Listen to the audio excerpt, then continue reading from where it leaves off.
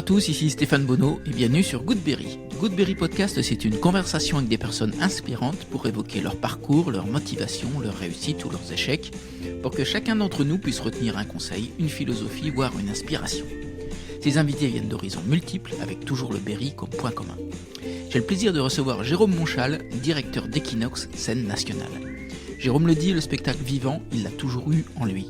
Depuis le collège, il se forme l'œil, selon son expression. Il sera à l'origine de projets culturels, d'ateliers théâtre à créateur de festivals de musique médiévale, de directeur de théâtre à directeur de la culture. Jérôme est aujourd'hui à la tête d'une scène nationale à Châteauroux, programmant des spectacles grand public ou plus exigeants. On a parlé de Philippe Découfflet, de création contemporaine, de Manet, de Patrick Boucheron ou de Rome, mais on a évoqué aussi William Bouguereau, La Haute Touche, le Moyen-Âge ou Bar-le-Duc. Allez, je vous embarque à la découverte de Jérôme Monchal, un homme qui met en scène le vivre ensemble. Goodberry, c'est parti. Bonjour Jérôme. Bonjour. Je suis ravi d'être à Equinox aujourd'hui. Bah oui, c'est un beau lieu quand même. C'est un très beau lieu. Comment tu qualifierais toi ce lieu ? C'est une grande maison. C'est une grande maison parce que c'est une maison, on y vit beaucoup finalement.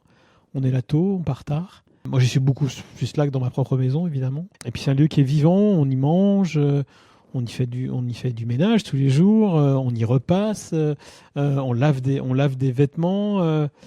Qu'est-ce qu'on ne fait pas ? Il y a même des jeux pour les enfants. On n'y dort pas. Ah. Des fois pour faire la sieste, mais ça c'est autre chose. Ok. Tu te souviens de ta première rencontre avec le bâtiment ?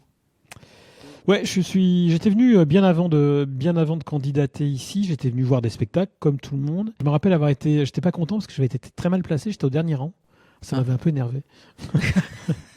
Et c'était un seul en scène en plus, donc j'étais un peu loin.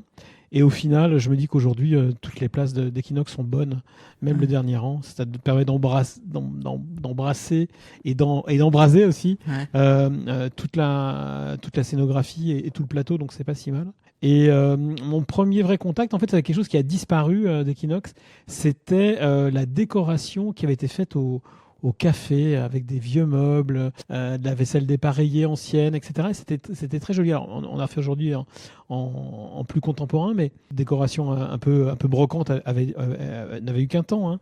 Mais c'était assez joli et ça donnait une bonne image du lieu. Je m'étais dit, j'aimerais bien que mon bar ressemble à ça. Alors finalement, j'ai l'endroit, mais pas la même décoration. Mais elle est bien aussi et ça fonctionne. Ouais. Jérôme, toi, tu es originaire de quel coin ?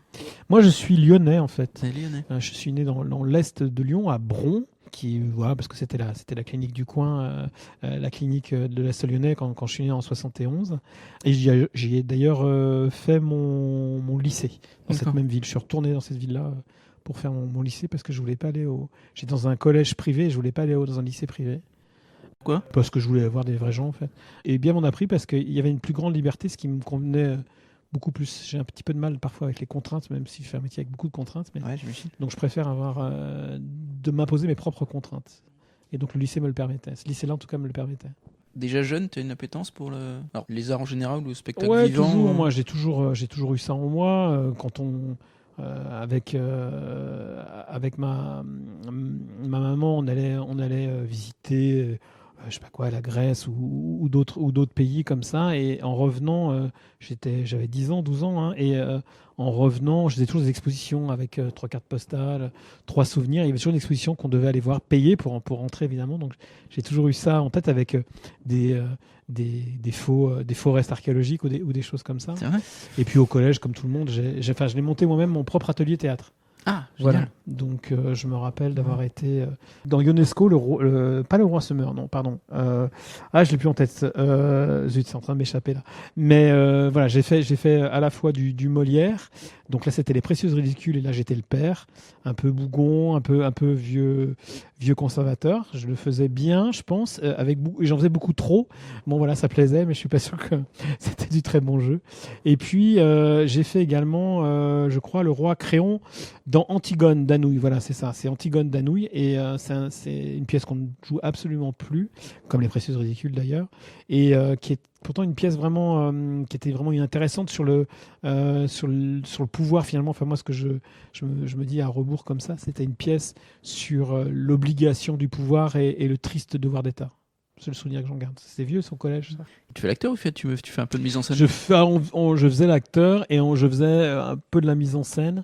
C'était quand même, à mon avis, très, très, très académique tout ça. Ouais, Parce qu'en quatrième et en troisième, voilà. Mais enfin, c'était quand même des grandes soirées. Je me rappelle qu'on allait investir le lycée professionnel voisin qui avait une salle de spectacle. Et voilà, il y avait une vraie scène et un vrai public. C'était c'est marrant, mais je pense que c'est mieux que je sois de l'autre côté. Je pense que c'est mieux pour tout le monde que je sois de l'autre côté, en tout cas. Même s'il m'arrive aujourd'hui, parce que je suis président d'une compagnie de théâtre, c'est la compagnie Opus qu'on a vu d'ailleurs à Equinox à plusieurs reprises, qui est une compagnie plutôt dans l'espace public et plutôt autour du théâtre d'objets. Et alors il m'arrive de faire l'acteur pour eux. Bénévolement bien entendu et notamment on le voit dans le calendrier là que j'ai au fond de mon bureau, c'est au mois de novembre parce qu'on est au mois de novembre et il y a une photo où je suis devant des boules à neige, voilà, et en fait je fais un bout de spectacle autour de ça puisque on l'accueillera ici mais je ne serai pas là, je vous rassure. On va sûrement accueillir ce qui est un grand vide-grenier qui s'appelle le Grand Débarras et où des gens tentent de vendre des choses qu'ils ne vendront jamais. Et il y a des scènes très belles. Je pense que la mienne est vraiment la moins bien. Mais d'autres comédiens professionnels, notamment, essayent de vendre une maison sur plan. Et ils le font sur une grande bâche bleue. Vous voyez, ces grandes bâches qui sont dessinées. Et ils vendent ça. Et on comprend vite dans le spectacle-là que... Et ça, c'est un des moments touchants, je trouve, de la pièce, qui est une pièce drôle. Hein. C'est un des moments touchants, c'est qu'on comprend en fait qu'il vend sa maison parce que sa femme l'a quitté. Et il décrit en fait toutes les pièces une à une. Et puis à un moment, il veut nous montrer la cave qui est très grande et en fait il soulève la bâche bleue et il y a une deuxième bâche et là les gens font semblant de descendre un escalier et se promènent dans la cave, voilà, tout ça dans 3 mètres carrés quoi. Donc c'est un joli spectacle où de temps en temps quand j'ai le temps je vais donner ma propre partition. Ah, ok.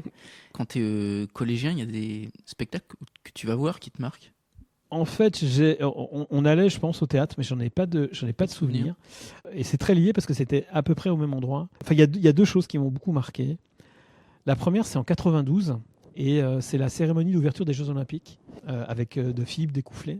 Là, je suis à ce moment-là, 92, ça doit être ça. Oui, je suis étudiant en histoire à Lyon 2, et on regarde ça avec des amis, et je suis le seul qui a les yeux rivés sur mon écran de télévision.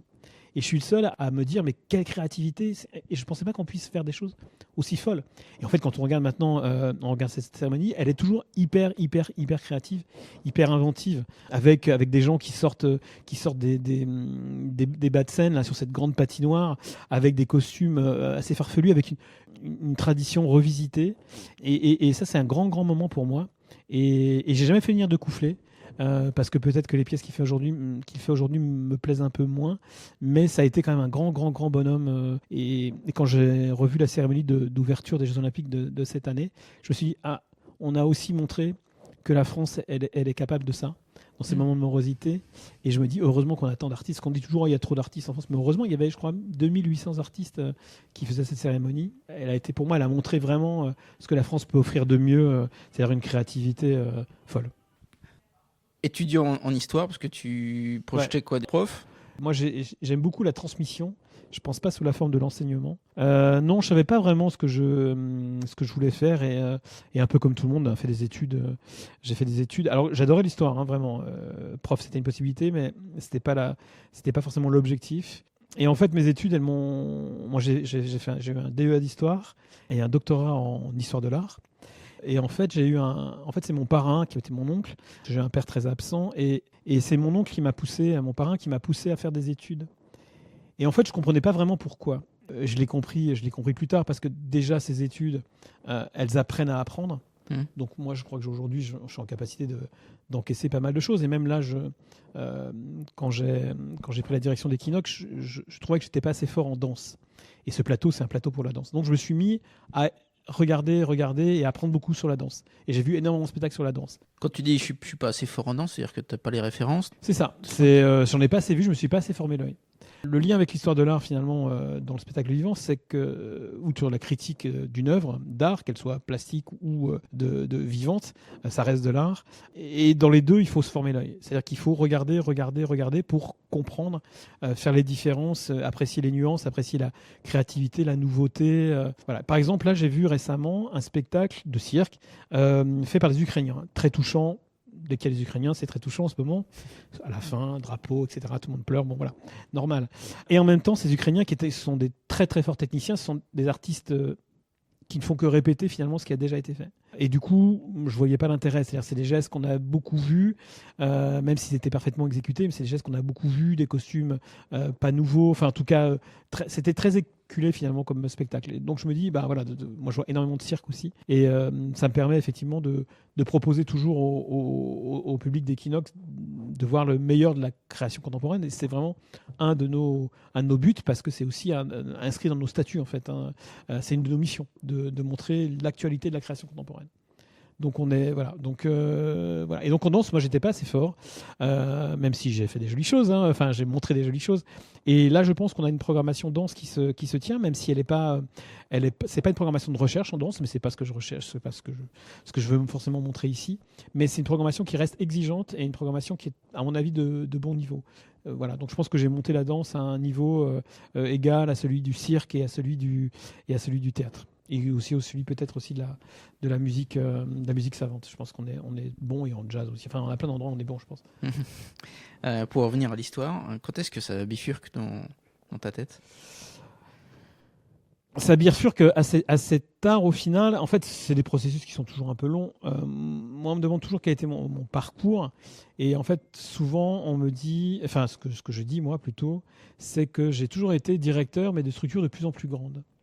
Alors qu'il y a des collègues qui ont eu des parcours, qui ont toujours été dans des grosses structures, on va dire une scène nationale pour parler d'une chose que je connais, en tout cas des structures labellisées par l'État, et qui ont grandi petit à petit, voilà, qui sont passés de, médiateur à secrétaire général, puis directeur adjoint, puis directeur. Bon, ça c'est un parcours qui peut être assez classique.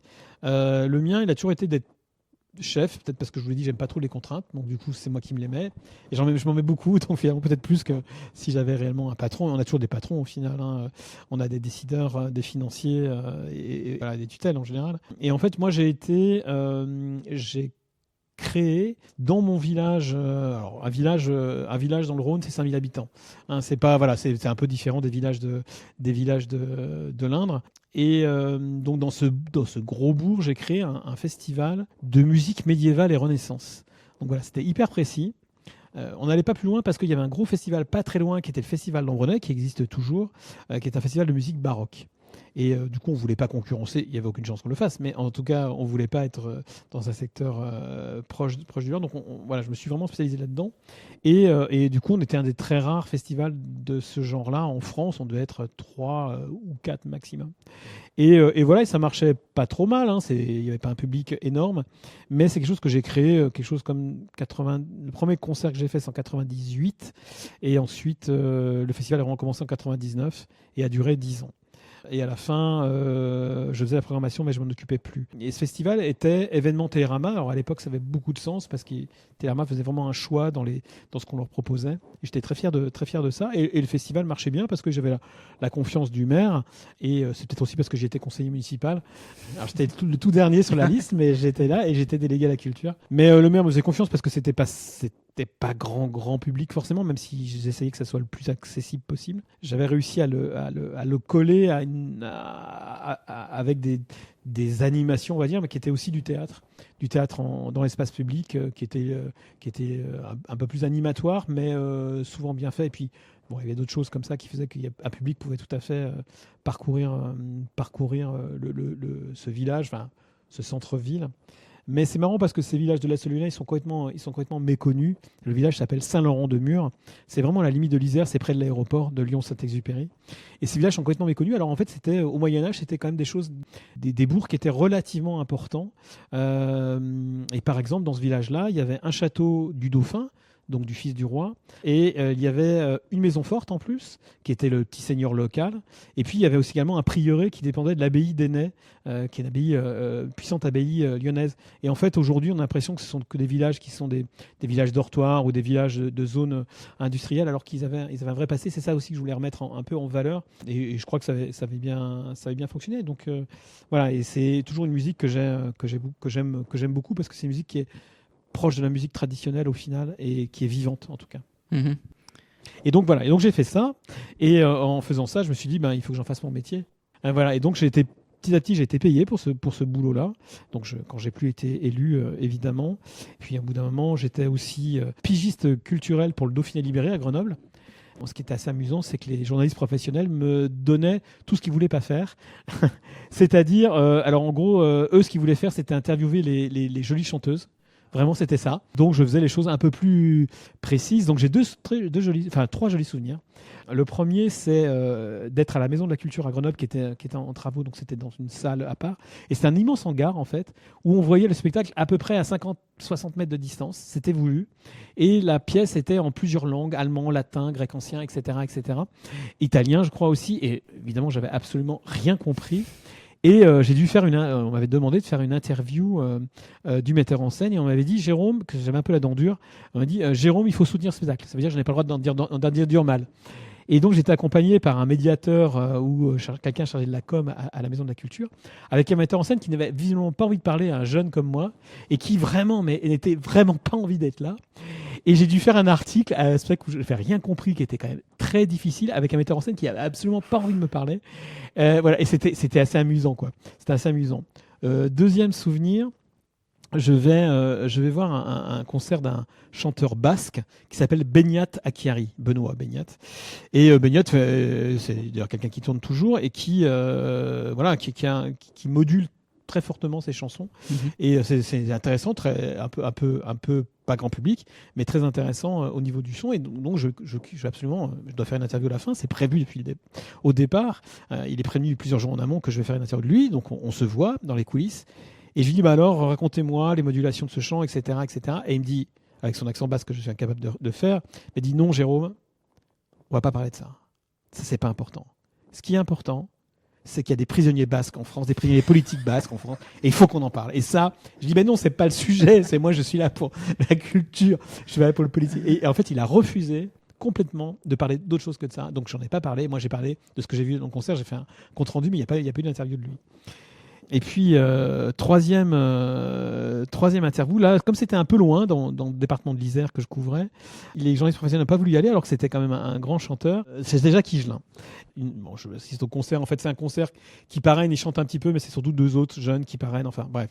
Donc, j'assiste au concert et à la fin, comme prévu, je vais l'interviewer. Et là, ça se passe, comme il est un peu difficile à choper, ce garçon.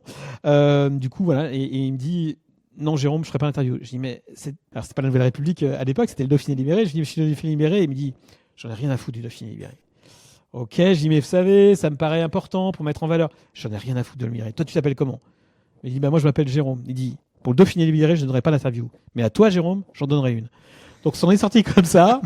Et en fait, il était un petit peu alcoolisé, je pense.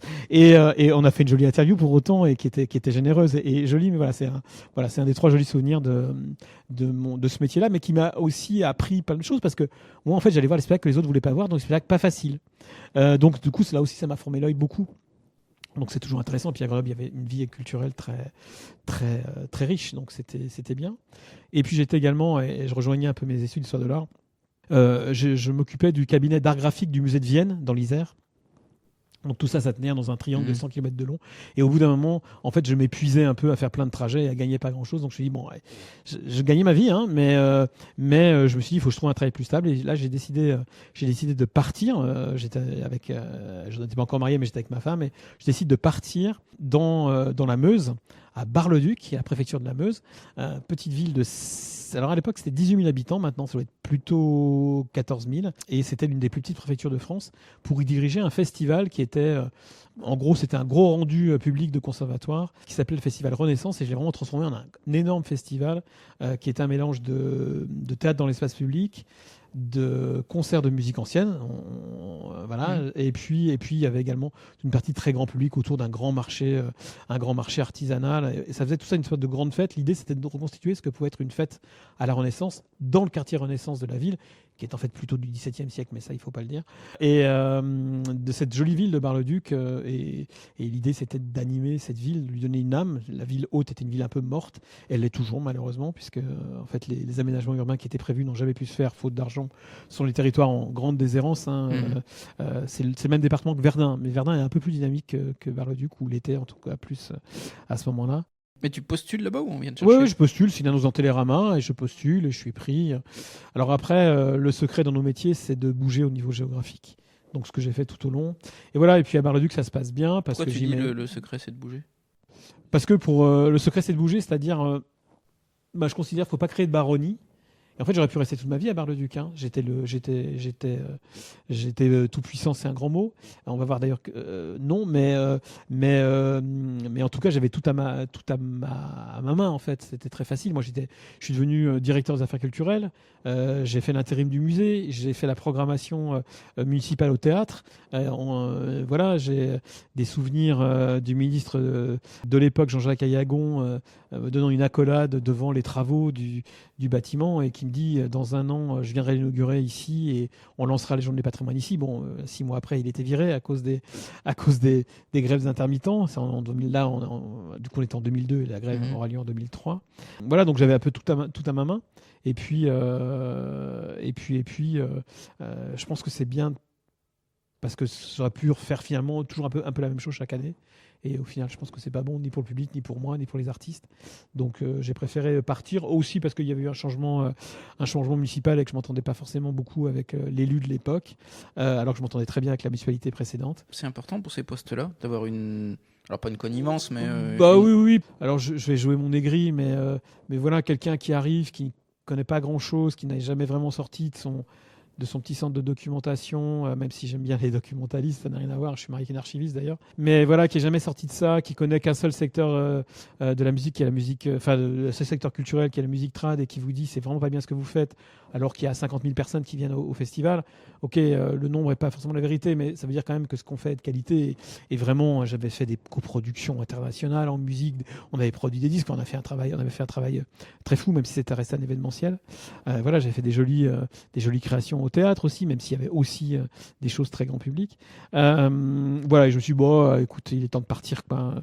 Il était temps de partir. Donc, et quand alors c'était pas, c'est l'adjoint de la culture qui était pas sympa, mais la mère, quand elle a su que je voulais partir, a essayé à tout prix de me retenir. Donc voilà, en me disant, voilà, en fait, c'est très bien pour eux, ils ont changé. J'ai refusé moi de revenir sur ce que j'avais dit, et je suis parti à ce moment-là à Saumur, diriger le théâtre municipal et toujours la direction des affaires culturelles. Et en fait, ma femme n'a pas réussi à me rejoindre, alors qu'elle m'avait rejoint dans le Lorraine, elle n'a pas réussi à me rejoindre. Donc je suis resté peu de temps à Saumur, et je suis revenu finalement dans l'Est, parce que c'est très facile de revenir en Est. Je suis devenu directeur de la culture à Châlons-en-Champagne. Voilà, je faisais peu de choses au théâtre, un petit peu, mais très peu. Et 6 mois après, ma femme me dit finalement, j'ai trouvé un travail dans l'Ouest. Et je lui dis bon, voilà, c'est bête, j'aurais dû rester à Saumur, mais voilà, c'est la vie. Et là, c'est pas bizarrement, mais il est beaucoup plus facile d'aller dans l'Est, travailler dans l'Est que dans l'Ouest. Donc j'ai mis assez longtemps à revenir, 2 ans, 1 an et demi, 2 ans, avant de trouver un poste dans l'Ouest, qui était donc mon précédent poste, qui était le poste de directeur du théâtre de Châtellerault, qui était une théâtre associative que j'ai transformé en établissement public et qui n'avait pas de label, et j'ai réussi à avoir au bout de 2 ans, très rapidement, à avoir le label de scène conventionnée d'intérêt national, qui est en dessous des scènes nationales. Et ça, j'en étais aussi très fier, et vraiment le théâtre s'est beaucoup transformé. Et puis après, voilà, je suis venu. Et au bout de combien de temps j'y suis resté 6 ans, un peu plus de 6 ans, et au bout de 6 ans, je voulais j'avais envie d'un plus gros. Là aussi, ça marchait très très bien. J'avais une super équipe. Le public était au rendez-vous. Les élus, ça marchait fort bien.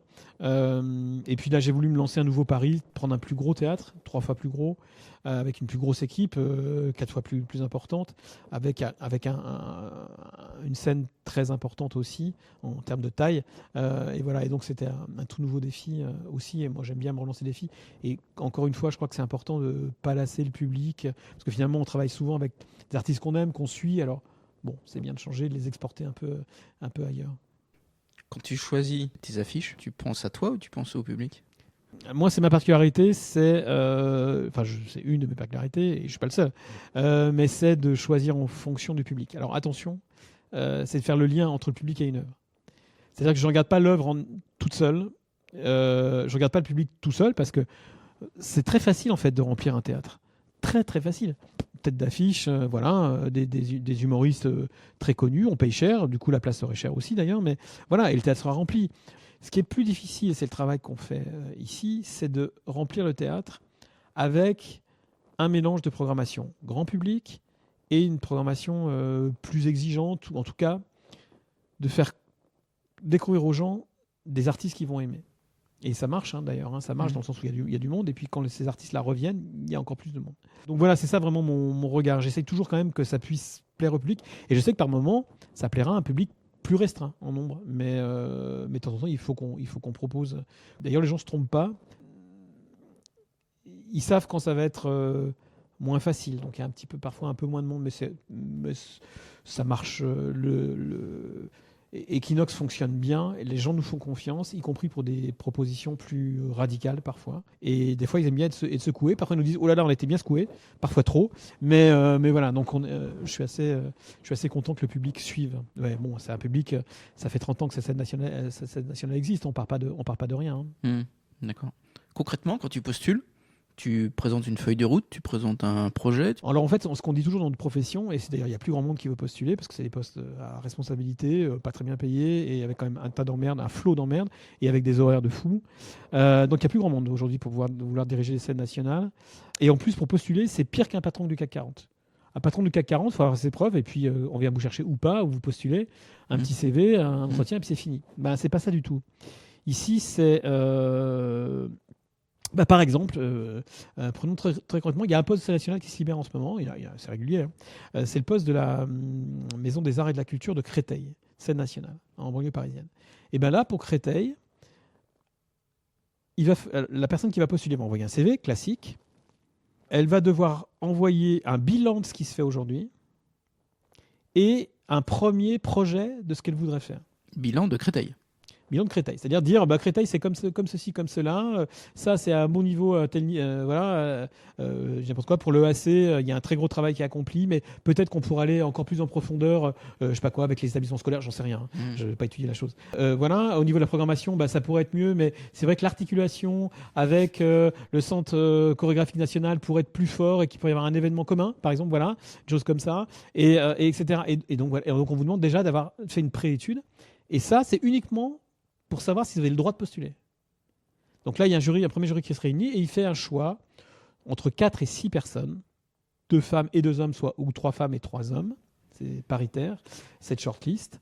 Et là, ces gens-là ont 2 mois pour produire une étude d'une vingtaine ou d'une trentaine de pages qui va décrire tout ce qu'elle va faire.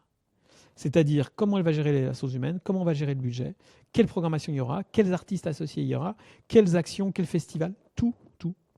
Il va falloir se tenir à ça. Alors que finalement, cette étude, elle va être faite de façon, même si elle peut être approfondie, ça restera quand même quelqu'un qui n'est pas au centre de la structure. Voilà, c'est un procédé de recrutement. Et moi, j'avais alerté la précédente ministre de la Culture, Rima Abdul-Malak, sur ces procédés qui étaient vraiment, je trouve, d'un autre temps. Et en fait, il y a des gens qui ont fait un bon travail. Et on peut leur dire, on espère qu'ils vont refaire des choses. Avoir un projet sur 3 à 5 pages, mais a priori, les RH, si on les a bien gérés avant, il n'y a pas de raison qu'on les gère mal. Le budget, si on l'a bien géré avant, si on n'a pas fait trop de trous, si on ne roule pas en Rolls-Royce, etc., si on n'a pas détourné pour voyager à Hawaï de l'argent, bon voilà, je pense que ça va aller, quoi. Bon voilà, donc c'est compliqué. Et donc pour Châteauroux, c'était la même chose. On était plusieurs à avoir produit un vrai travail. Au final, on n'a été que 3 finalement à passer l'oral, parce qu'évidemment, il y a un oral après. Et cet oral-là détermine qui va être choisi. Donc en fait, on demande à des gens de travailler 2 mois et éventuellement pas être retenus. Donc en fait, les gens, ils n'ont plus envie, je crois, de ça. Et quand tu passes un oral, il y a tout le monde, il y a toutes les tutelles. C'est-à-dire qu'il y a plusieurs représentants de l'association qui est l'employeur. Donc là, ici, c'est l'AGEC, l'association de gestion des équipements culturels, avec Michel Foissier qui est resté président et j'en suis très reconnaissant parce que j'aime beaucoup Michel. Michel était là, il y avait également le maire, Gilles Averrousse, qui était là et voilà, je crois que ça a bien fonctionné, je l'avais rencontré avant et je crois que ça a bien fonctionné entre nous. Il y avait le département également et puis il y avait la région et la région n'était pas d'accord sur moi. Elle trouvait que j'étais un cow-boy.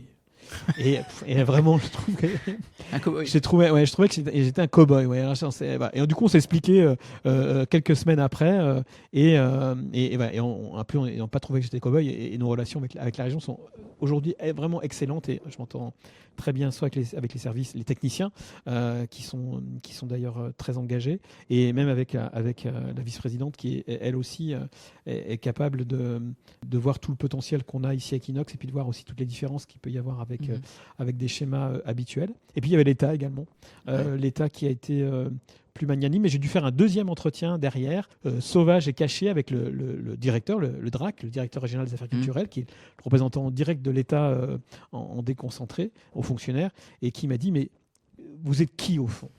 Et il a fallu que je lui explique, avec peut-être plus de tripes que ce que je l'avais fait à mon entretien, où j'étais resté très professionnel, on va dire, peut-être trop. Et j'ai dû lui dire avec mes tripes, en fait, qu'est-ce qui me faisait vibrer dans mon métier. Et c'est peut-être ça qui lui a manqué au DRAC. Et une fois que je lui ai dit ça, il me dit, c'est bon. Voilà. Et il m'a dit, c'est bon, mais j'avais déjà été choisi avant, mais voilà, il avait envie de ça. Voilà pour les petits détails que je n'ai jamais révélés à personne. Donc, grand scoop. Et quand tu dis je lui ai livré ce qui me faisait vibrer, tu as dit quoi? Et bien, en fait, dans mon souvenir, je lui ai parlé de deux choses: du théâtre documentaire, du théâtre, ce qu'on appelle théâtre du réel aussi, c'est-à-dire c'est ce théâtre qui n'est pas fait à partir d'une fiction, mais qui est fait souvent à partir de collecte de données, de témoignages, d'interviews, etc., auprès des gens, et qui vont donner lieu à une mise en scène. Et puis j'ai dû lui parler également de musique ancienne, ce que j'ai fait très peu ici, parce que je juge que c'est pas forcément utile d'en faire énormément, mais il y a au moins un concert de musique ancienne chaque année. Et il y en aura l'année prochaine, bien sûr. Et cette année, on a fait de la musique médiévale pour la première fois. Donc, je suis allé retourner à mes premières amours. Et voilà, je crois que c'est les deux choses qui m'ont fait vibrer. Aujourd'hui, si je devais dire ça, je parlerais bien sûr mon attachement aux artistes, à certaines parties des arts. Et puis, je crois que je parlerais aussi beaucoup de services publics de la culture. Parce que ça, je crois que c'est une des choses qui m'anime beaucoup. C'est vraiment la politique culturelle et comment est-ce qu'on partage des émotions ensemble. Moi, je crois que c'est ça aujourd'hui qui m'anime le plus, c'est-à-dire c'est se retrouver ensemble dans cette grande salle et d'aimer en même temps les mêmes artistes ou la même pièce, et de ressentir une chose ensemble. Je crois que vibrer ensemble, on l'a vu pour les Olympiques, j'en reparle encore, mais c'était un grand moment, je pense, et c'est un moment qui nous unit. On a parlé de parenthèses enchantées, et moi je crois qu'on fait plein de petites parenthèses enchantées, nous, 2 fois par semaine à Equinox. Donc c'est ça que je pense que je mettrai en valeur. C'est pas très original, mais à vivre, c'est tellement un moment fort qu'aujourd'hui je le fais beaucoup pour cela, pour le plaisir du public. Toi qui as voyagé beaucoup dans des régions différentes, tu penses que le public est différent d'une région à une autre? Ouais, tout à fait. Ouais, tout à fait. J'avais l'impression qu'à Châtellerault, c'était le même public qu'ici, parce que petite ville, etc. Et aussi, on reste dans une ville moyenne. Et en fait, c'est pas la même sociologie. Finalement, Châtellerault, c'est une ville qui a plutôt une histoire ouvrière, beaucoup. Autour de l'armement, et puis plein de... voilà. Enfin, l'armement, ça a toujours été très important. À Châteauroux, on reste dans un milieu plus rural, qui était un peu moins traversé, même s'il y a une autoroute, qui était un peu moins traversé par des voies de circulation, et qui est donc resté peut-être plus longtemps enclavé. C'est plus le cas aujourd'hui, il faut 2 heures pour aller à Paris. Mais de Châtellerault, il faut une heure et quart, je crois, pour aller à Paris. Ouais, c'est ça, 1h30 peut-être. C'est un peu moins loin. Et mine de rien, ça change aussi, ça change un peu la donne. Donc le public n'est pas le même. Après, le public, il évolue aussi, je pense, au fil des années. En tout cas, moi, mon but à chaque fois, c'est de créer de la curiosité, susciter le désir. C'est des choses très difficiles. Et puis, j'espère toujours, notamment avec la jeunesse, c'est d'aider, alors, très modestement, à créer des citoyens par l'esprit critique qu'on peut avoir en regardant une œuvre. Voilà. Et puis aussi par les choses qui vont être dites, parce que nos artistes sont toujours très versés, effectivement, dans un théâtre politique. Donc, mine de rien, quoi qu'il arrive, il y a souvent un message politique dans le sens très général. Ce n'est pas de la politique politicienne, ce n'est pas une politique de parti. C'est une action vers plus d'humanité, plus de tolérance, plus d'écoute des autres. Voilà, je pense que c'est ça, notamment, qu'on amène. Tu parlais de sociologie. Il y a un rapport entre la sociologie et la culture? En tout cas, ce qui peut être sûr, c'est qu'on ne fait pas les mêmes spectacles aujourd'hui qu'il y a 20 ans. Donc, en termes esthétiques, c'est évident, mais aussi en termes de fond. Et aujourd'hui, les questions sociétales, elles sont très importantes. Alors qu'il y a 20 ans, bien sûr qu'on en parlait, mais les textes avaient encore une petite force. Et aujourd'hui, finalement, même si ici il y a une grande appétence pour les textes classiques, finalement on en voit un petit peu moins dans la production aujourd'hui. Donc la sociologie, oui, elle change. Elle change aussi parce qu'il y a des nouvelles générations de metteurs en scène qui arrivent et qui sont fortement impactés par les questions de genre, les questions d'égalité homme-femme, par la question du climat qui traverse, qui bouleverse d'ailleurs complètement nos métiers aujourd'hui. Voilà, c'est plus le même métier qu'il y a 20 ans, ça c'est évident. Et je crois qu'il y a une chose qui a changé aussi peut-être peut-être moins dans la sociologie, dans notre état d'esprit, c'est que il y a 20 ans, on pouvait se croire un peu tout permis. Les directeurs de théâtre et de gros théâtre notamment étaient un peu des gens. Alors, je parle pas forcément pour ici, hein, mais en règle générale, au niveau français, étaient des gens qui se croyaient un peu tout puissants, détenir une parole forte, etc. Et je crois vraiment qu'on n'est que des passeurs, qu'on n'est que des gens qui portent la voix d'autres, notamment des artistes. Donc, et il faut rester modeste à ce niveau-là. Mais notre rôle, on a quand même un rôle à jouer, oui. Ouais. Donc si je comprends bien, la culture aujourd'hui elle est plus politique qu'avant.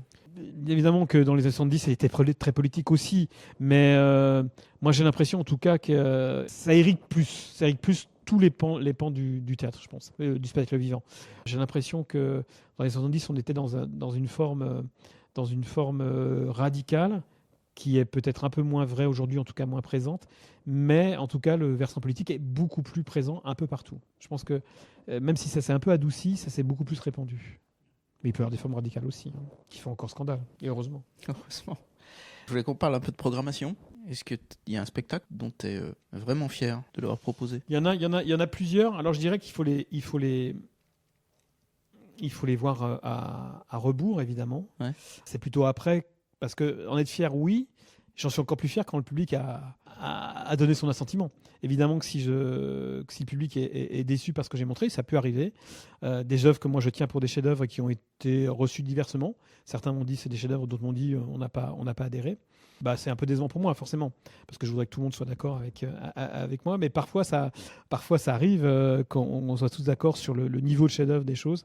Cette année, je sais pas, il faudrait parcourir, mais moi j'ai été très fier de 2 pièces de théâtre. Antigone en Amazonie de Milo Rao qu'on a vu ici, qui est un metteur en scène suisse installé à Gand aujourd'hui en Belgique, qui est pour moi le metteur en scène le plus intéressant aujourd'hui, parce que radical, alors pas forcément dans cette pièce-là, mais j'ai vu des choses de lui qui étaient extrêmement dérangeantes.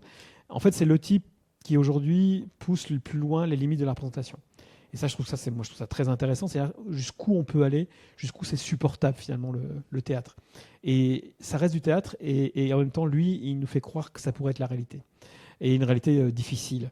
Là, en l'occurrence, Antigone en Amazonie, même s'il y a une scène un peu éprouvante de massacre, qui est un massacre réel, c'est du théâtre documentaire, ça montrait aussi la beauté des peuples primitifs. Enfin, ils sont plus très primitifs, mais en tout cas la beauté des peuples premiers, c'est-à-dire qu'ils étaient là avant, en Amazonie, et qu'il avait mélangé au mythe antique d'Antigone. Et ça marchait tellement bien avec des moyens pas faibles, mais au plateau relativement faible, c'est-à-dire c'était 3 comédiens avec un musicien et une vidéo qui est magnifique, parce que c'est un très très très bon vidéaste, très bon cinéaste. Et c'était pour moi une des choses les plus belles qui puissent exister. Et il y avait également une des pièces de celui qui est aujourd'hui le directeur du Festival d'Avignon, c'est Thiago Rodriguez. Là, c'était une coproduction qu'on avait fait avec la Suisse, donc c'est 2 coproductions internationales, donc il y a aussi un peu de fierté à ce niveau-là. Et avec la Comédie de Genève, cette pièce-là, qui s'appelait Dans la mesure de l'impossible, elle racontait ce que vivent les humanitaires. C'est aussi une pièce documentaire. Peut-être que je les trouve belles parce qu'elles sont très fortes, parce qu'elles sont vraies, elles sont éprouvées, et nous racontait en fait la difficulté pour les humanitaires d'être à certains théâtres d'opération, etc. Et c'était fait là aussi avec pas forcément grand-chose, une espèce de grand chapiteau qui recouvrait la scène, qui était tour à tour tente berbère, dunes de sable, montagne du Kazakhstan. Enfin, c'était vraiment très beau. Et des gens sont sortis de là en pleurant, véritablement, et en me disant merci en même temps. Et ça, c'est une émotion qu'on ne retrouve pas grand-chose ailleurs qu'au théâtre. Ouais, pas ailleurs qu'au théâtre, je pense. Comment tu as les retours du public ? Quand on m'écrit, mais ça arrive très peu, les gens nous écrivent 3 ou 4 fois dans l'année. Ouais. C'est quand ils ne sont pas contents, généralement. Mais pas que. Alors c'est des vrais. Là, les gens qui sont pas contents, ils écrivent des vrais courriers, c'est-à-dire des vrais mails longs ou des vrais courriers. Les gens qui sont contents, ils envoient des commentaires sur Facebook ou sur les réseaux sociaux pour nous dire qu'ils ont vécu, voilà, que le moment a été super, etc. Ça, on en a pas mal. Et puis surtout, j'essaie de voir pas toujours parce que des fois je suis un peu timide et ça se voit pas parce que là je parle beaucoup, mais souvent le soir, je parle avec les gens, que ce soit au café ou dans le hall d'accueil. Donc on a des retours très rapides là-dessus. Donc c'est des gens que je connais aussi qui me font des retours. Ouais, ok. Quand tu arrives, comment ça se passe avec les gens qui travaillent ici? Tu les réunis, tu leur expliques ce qu'on... Ouais. La première fois quand je suis arrivé dans le bureau où nous sommes, en fait, il y avait des cadeaux simples. Hein. Je me rappelle une plaquette de chocolat, sans sucre d'ailleurs. Donc j'ai déjà vu que j'étais un peu gros. Et puis il y avait plein de petites choses. Et puis il y avait, c'était pas un cadeau, mais ils avaient installé une chaise longue avec un recueil de mots croisés, avec dessus marqué « Il n'y a pas que le travail dans la vie ». Donc voilà, c'était mignon ça. C'était très mignon. Donc j'étais très bien accueilli. Voilà, les choses sont faites très simplement. Et même s'il y a eu des changements, ça s'est fait relativement facilement. Mais forcément, on ne plaît pas tout le monde. Hein. Pour être directeur d'une scène nationale, il faut avoir des compétences, alors culturelles forcément, mais techniques aussi. En fait, il faut avoir plein de compétences. En fait, c'est ça.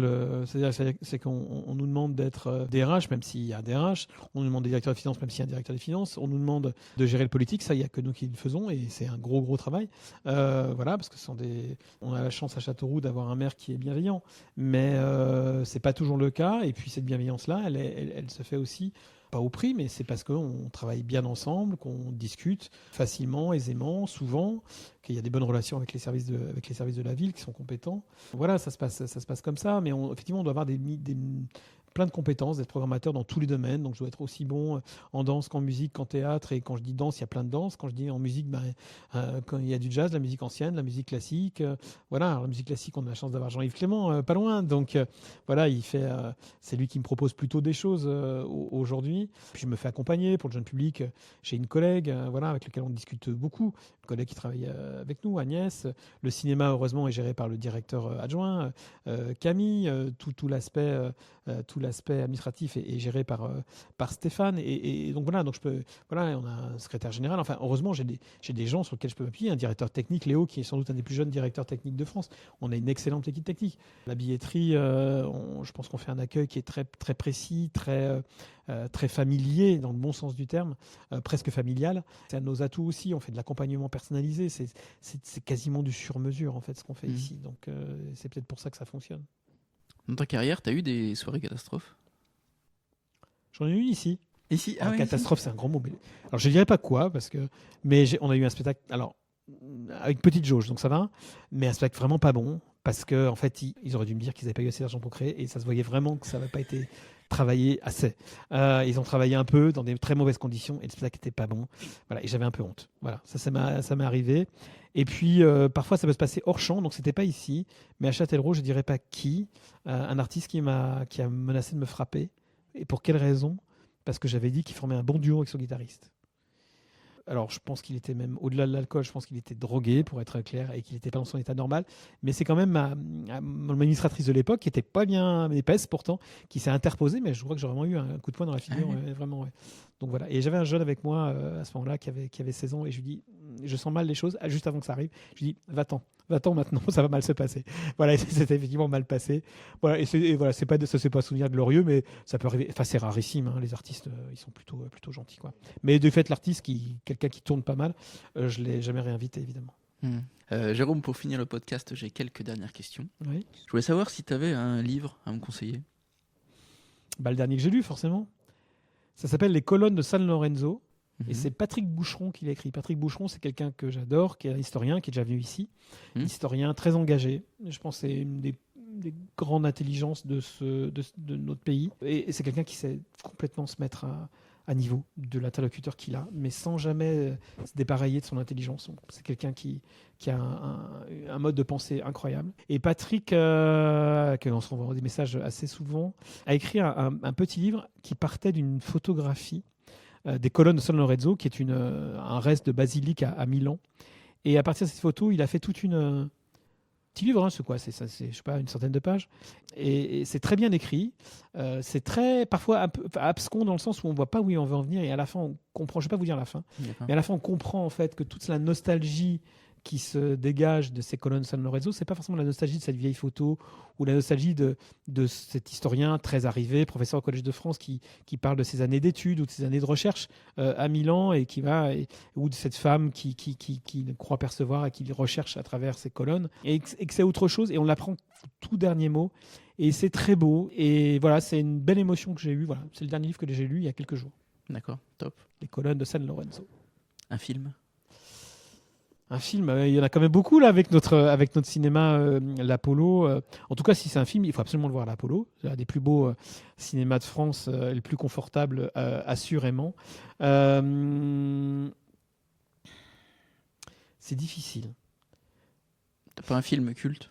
Alors moi j'ai un film culte, mais qui est pas un grand film, hein. Mais j'ai toujours été fasciné par ça. J'adore les histoires de fin du monde.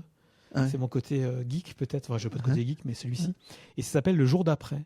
Je pense que j'ai vu ce film une 50aine de fois. D'accord, Le Jour d'après. Ouais, Le Jour d'après, qui est un film catastrophe en fait. Où Le Jour d'après, c'est un film sur la. Alors j'aime bien les films quand c'est des extraterrestres qui nous envahissent.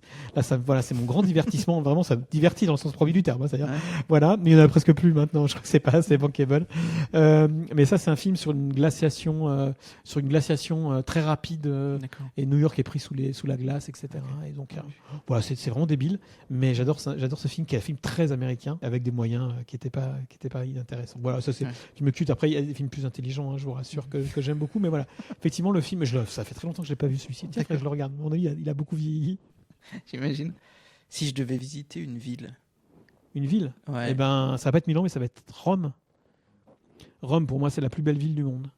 Et en plus, l'intérêt de Rome, c'est quand on arrive à l'aéroport, il faut pas prendre un taxi, à mon avis, il faut prendre le métro. Et comme ça, on ressort directement dans Rome, dans la Rome quasiment antique. Moi, c'est pas celle-ci qui m'intéresse. Moi, ce qui m'intéresse, c'est celle de mes études, c'est-à-dire c'est la Rome du 19e siècle, là où les peintres français allaient apprendre leur métier, en voyant les exemples des maîtres anciens. Voilà, c'est pour moi ça, Rome. Et Rome, c'est beau partout, quoi. Tout est beau à Rome, que ce soit les églises baroques, les musées, le patrimoine antique évidemment, les petits restaurants, le Panthéon, qui est une des plus belles choses qui existent au monde. Bon, après il y a Florence derrière, faut l'avouer.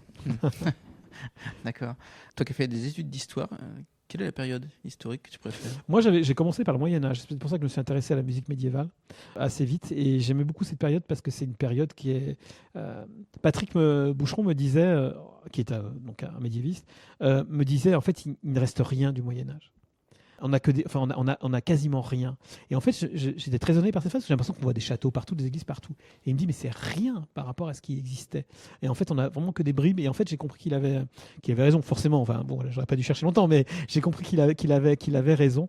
Et ce que je cherchais, moi, à travers le Moyen-Âge, c'était sans doute aussi de revoir cette période de l'histoire qui est pourtant une histoire très riche, qui est faite de beaucoup d'humanité, dans le sens l'humanisme. C'est une période que j'aimais beaucoup pour ça, qui est très belle, qui a produit des très belles œuvres d'art également.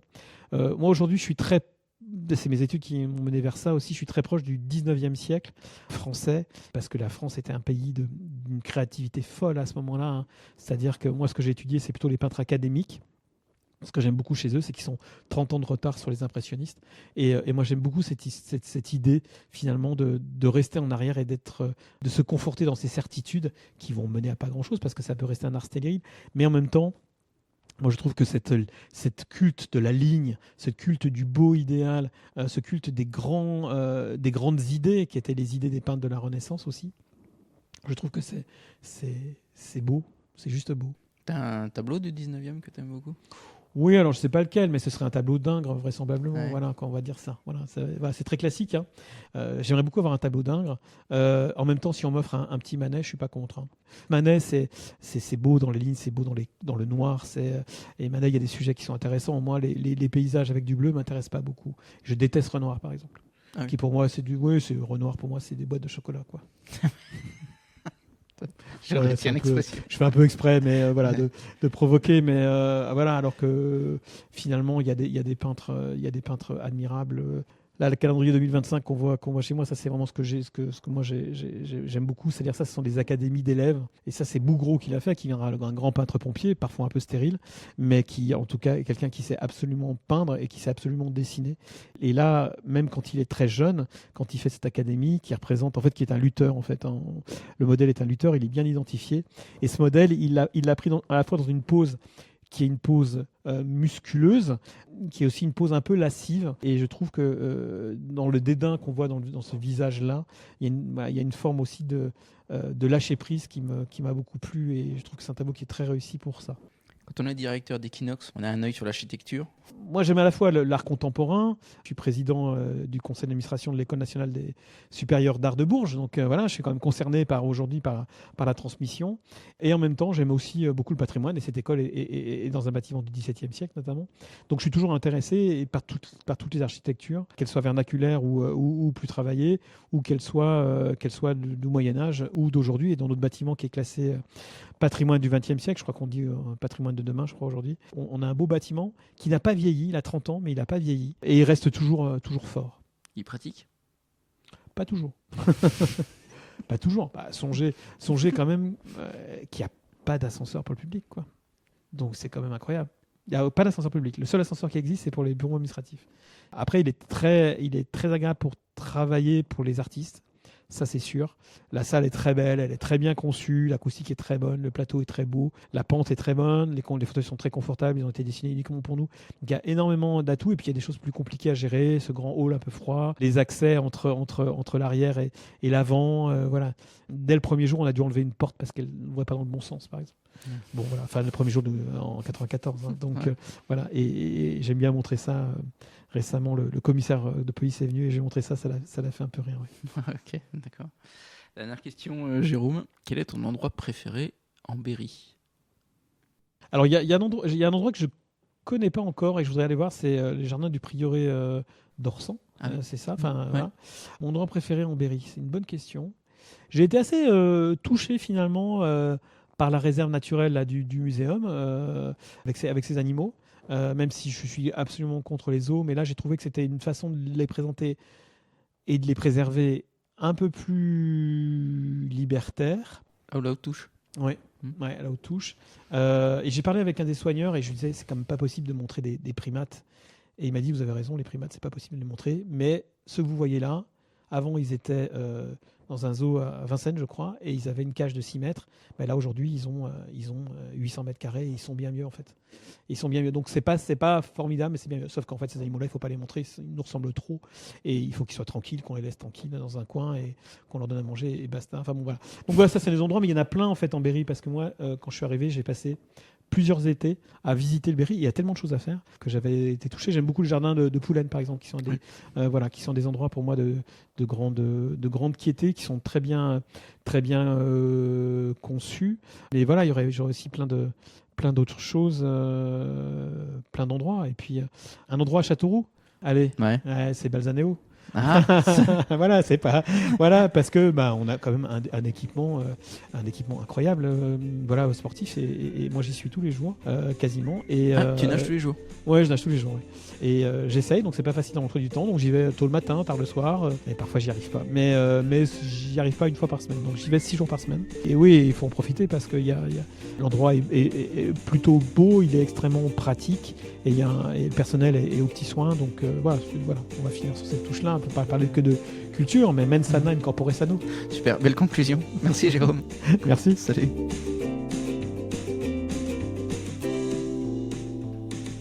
Hello, j'espère que cette conversation vous a plu. J'ai laissé sur Facebook, YouTube et LinkedIn tous les liens de notre discussion. Merci à tous les auditeurs qui partagent les posts et qui en parlent autour d'eux. C'est le seul moyen de faire découvrir le projet Goodberry au plus grand nombre. Je vous donne rendez-vous pour le prochain épisode entre sport et culture. D'ici là, portez-vous bien et vibrez ensemble.